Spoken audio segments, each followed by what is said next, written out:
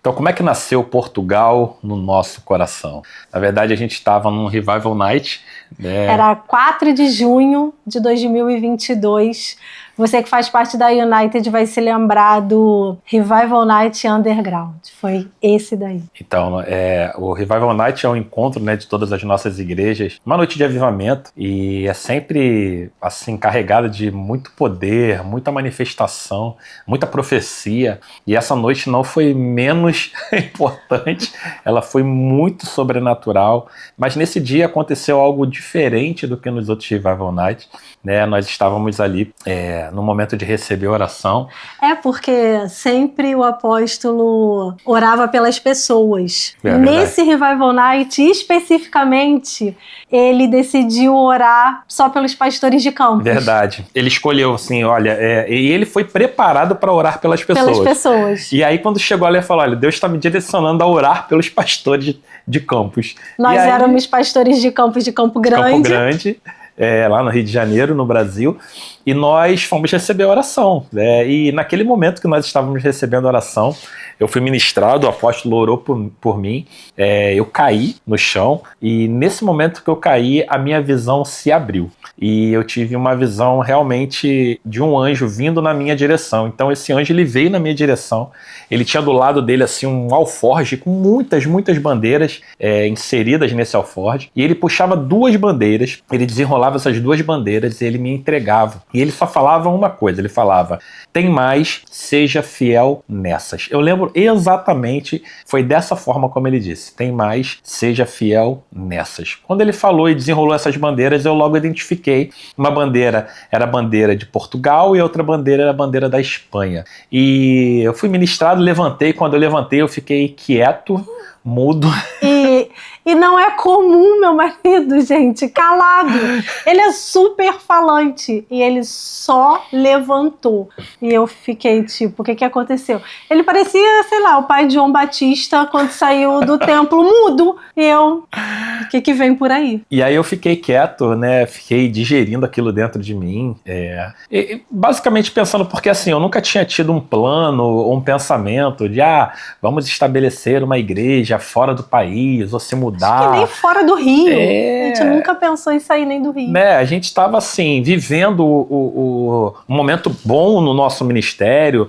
Né? Campo Grande bombando e muitos planos. E muitas coisas para a igreja local que a gente estava cuidando, né? Muitas coisas para poder cuidar da igreja. Acho que a nossa maior pretensão e ambição a nível de igreja era plantar United Bangu. Verdade. Porque a gente sempre quis plantar United Bangu. E aí, enfim, esse dia mexeu comigo, né? E há 3 anos atrás eu fiquei digerindo aquilo dentro do meu coração e aí compartilhei apenas com ela. Eu não lembro se foi no mesmo dia ou logo depois, eu sei que eu compartilhei com ela. Acho que foi em casa já. Em casa eu falei com ela o que havia acontecido comigo ali no Revival Night e da visão, e ela virou para mim automaticamente e falou aí, de maneira alguma, esquece. Nem pensar. Nem pensar. Esquece isso. Nem pensar, eu falei, amém. É real quando a gente diz que não tinha pretensão de sair do Rio.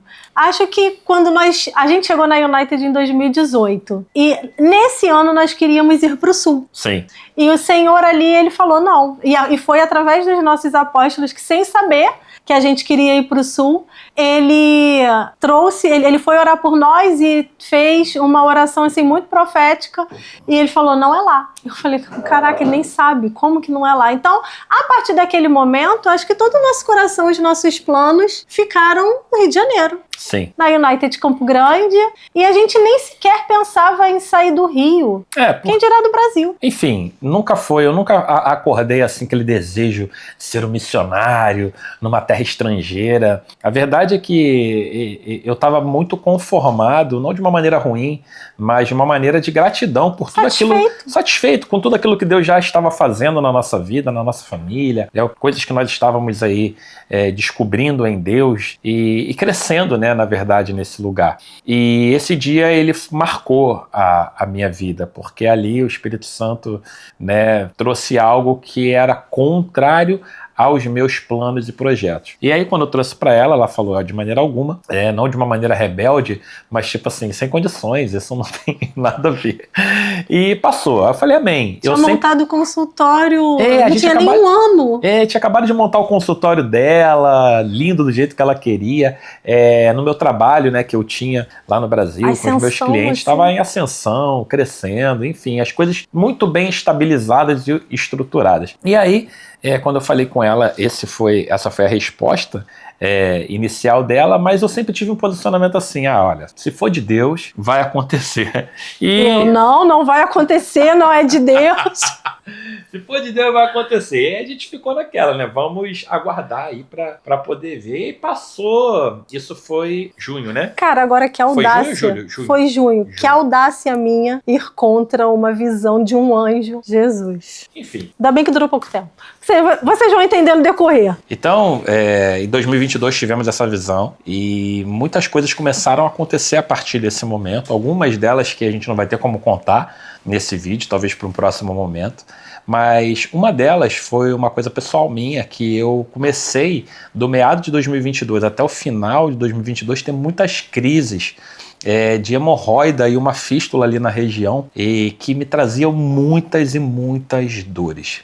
Dores essas que eu não conseguia dormir, eu não conseguia, ou ficava sentado doía, se eu ficasse deitado doía, se eu ficasse em pé doía. A melhor forma que doía menos era andar. Então às vezes era 3 horas da manhã, eu estava andando dentro do condomínio para aliviar a dor, não tinha remédio, não tinha nada que eu passasse assim que fosse suficiente para poder parar a dor. E foi muito interessante, doloroso também, mas muito interessante, porque durante esse momento o Espírito Santo ministrou tremendamente ao meu coração. Mas aí no início de 2023, dia 31 de janeiro de 2023, eu fiz uma cirurgia.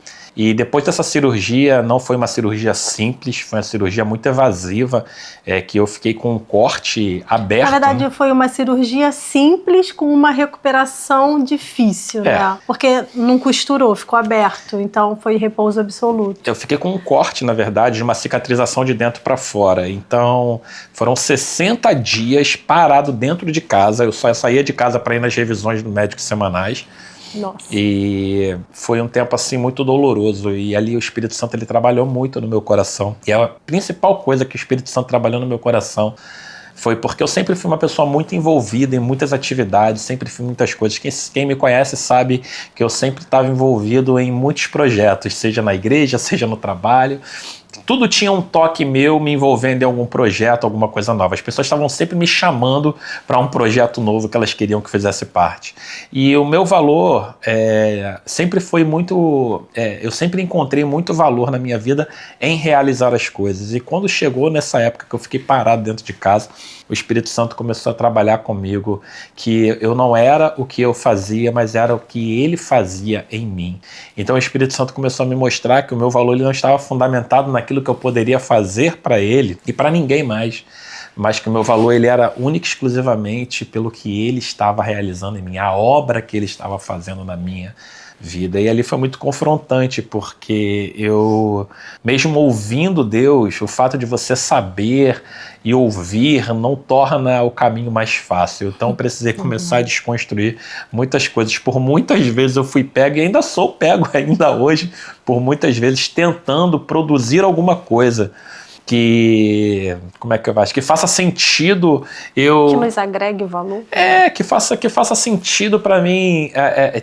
Porque é muito complexo você viver uma vida, até assim, diante da sociedade comum, né? Falando de uma mentalidade assim, de um senso comum, é muito complexo ter uma pessoa que depende de Deus. Verdade.